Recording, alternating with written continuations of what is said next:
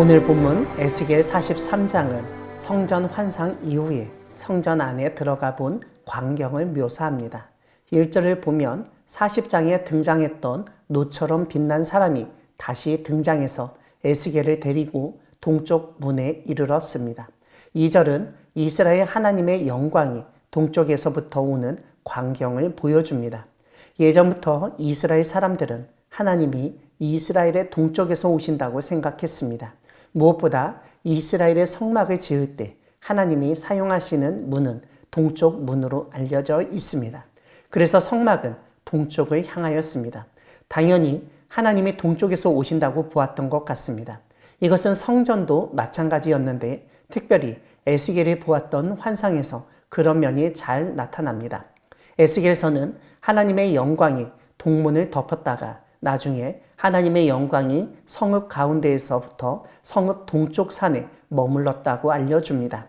오늘 본문은 그렇게 떠나셨던 하나님이 다시 동쪽에서부터 동쪽 문으로 들어오시는 것을 보여준다고 할 수 있습니다. 5절을 보면 하나님의 영이 에스겔을 데리고 안뜰에 들어가셨다고 설명합니다. 이전까지는 놋같이 빛난 사람이 인도하였다면 여기서부터는 하나님의 영이 인도하는 것으로 바뀐 것을 알 수 있습니다. 5절 뒷부분은 여호와의 영광이 성전에 가득하였다고 알려줍니다. 그때 어떤 사람이 에스겔 옆에 서 있었습니다. 그 사람은 에스겔에게 이곳은 내 보좌의 초소, 내 발을 두는 초소, 내가 이스라엘 족속 가운데 영원히 있을 곳이라고 말합니다. 여기서 우리는 이런 말씀을 하신 분이 바로 하나님이심을 알게 됩니다. 오늘 본문 7절과 8절을 보면 하나님은 이스라엘이 하나님의 거룩한 이름을 더럽혔지만 다시는 더럽히지 않게 하시겠다고 말씀하십니다. 8절에서 주목할 것이 있습니다. 다름 아니라 하나님이 이스라엘 족속이 그 문지방을 내 문지방 곁에 두며 그 문설주를 내 문설주 곁에 두었다고 지적하신 것입니다. 이것은 성전 바로 옆에 왕궁이나 다른 신전을 건축한 것을 언급하신 것으로 볼 수 있습니다. 이렇게 성전 옆에 왕궁이나 다른 신전이 가까이 있다 보니 이스라엘 족속, 즉 왕들과 백성들이 하나님 앞에서 거룩하게 살기보다는 음행하며 가증한 일을 행한 것이 그대로 노출되었고 그래서 하나님의 거룩한 이름이 더럽혀졌던 것입니다.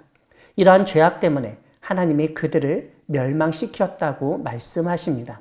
10절은 하나님이 성전 환상을 에스겔에게 보여주신 이유를 제시합니다. 하나님은 만일 그들이 부끄러워하면 그들에게 성전의 제도와 구조, 그 모든 형상을 보여주고 규례와 법도와 율례를 알게 하여서 지켜 행하게 하라고 명령하십니다. 하나님은 이스라엘이 자신의 죄악을 보게 되고 부끄러워할 수 있는 것은 오직 거룩한 곳, 성전이 있을 때 가능하다고 알려주신 것입니다. 또한 성전은 자신의 죄악을 깨닫고 부끄러워할 뿐만 아니라 하나님의 법에 따라 살면서 거룩한 삶을 살게 만드는 곳임을 일깨우십니다. 하나님은 성전의 법은 이러하다고 12절에서 2번이나 선포하시고 13절부터는 성전의 구조와 제도, 모양에 대해서 다시 한번 말씀하십니다. 오늘 본문 뒷부분은 성전의 구조와 제도, 모양 중에서 번제단에 대한 말씀입니다. 먼저 제단의 크기와 모양을 알려주는데 우리가 흔히 규빗이라고 부르는 척도를 중심으로 측량하고 있습니다. 무엇보다 이 번제단은 3층으로 되어 있었습니다. 두 번째로 번제하는 바닥에서 솟은 뿔이 넷이라고 알려줍니다. 세 번째로 번제단의 층계는 동쪽을 향하게 하라고 말씀하십니다. 18절부터는 번제단에서 번제를 드리며 피를 뿌리는 규례를 알려줍니다.